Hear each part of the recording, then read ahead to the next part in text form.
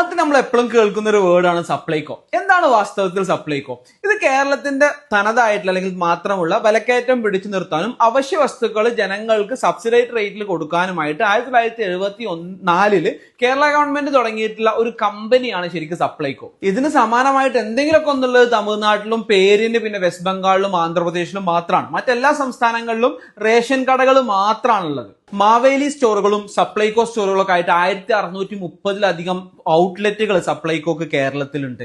Supplyco basically ചെയ്യുന്നത് 13 അവശ്യ വസ്തുക്കളുടെ വില അല്ലെങ്കിൽ സബ്സിഡൈസ് റേറ്റിൽ കൊടുക്കുകയാണ്. 4 ടൈപ്പ് ഓഫ് അരി, വെളിച്ചെണ്ണ, പച്ചമുളക് തുടങ്ങിയവ. സപ്ലൈകോക്ക് തന്നെ സ്വന്തമായിട്ട് ശബരി എന്നുള്ളൊരു ബ്രാൻഡ്, അതിന്റെ ഒരുപാട് പ്രൊഡക്റ്റുകൾ ഉണ്ട്. മെഡിക്കൽ സ്റ്റോർ റൺ ചെയ്യുന്നുണ്ട്. ചില പെട്രോൾ പമ്പുകൾ റൺ ചെയ്യുന്നുണ്ട്. നമ്മുടെ ഉച്ചഭക്ഷണ പദ്ധതിക്കുള്ള ഫുഡ് ഡിസ്ട്രിബ്യൂട്ട് ചെയ്യുന്നത് സപ്ലൈകോ ആണ്.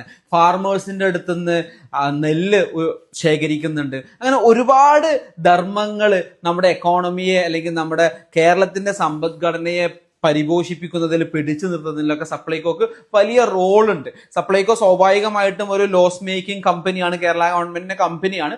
പക്ഷെ അത് കൂടുതൽ ഒന്നും കൂടിയൊക്കെ പോസിറ്റീവായിട്ട് അതിനെ അപ്രോച്ച് ചെയ്യണമെങ്കിൽ ലാഭത്തിലേക്ക് എത്തിയിട്ടില്ല എന്നുണ്ടെങ്കിൽ പോലും നഷ്ടം വലിയ രീതിയിൽ കുറക്കാൻ നമ്മുടെ ഗവൺമെന്റുകൾക്ക് സാധിക്കും. ഈ ഒരു ഗവൺമെന്റ് അങ്ങനത്തെ ഒരു ലക്ഷ്യം മുന്നോട്ട് വെക്കുന്നുണ്ട്.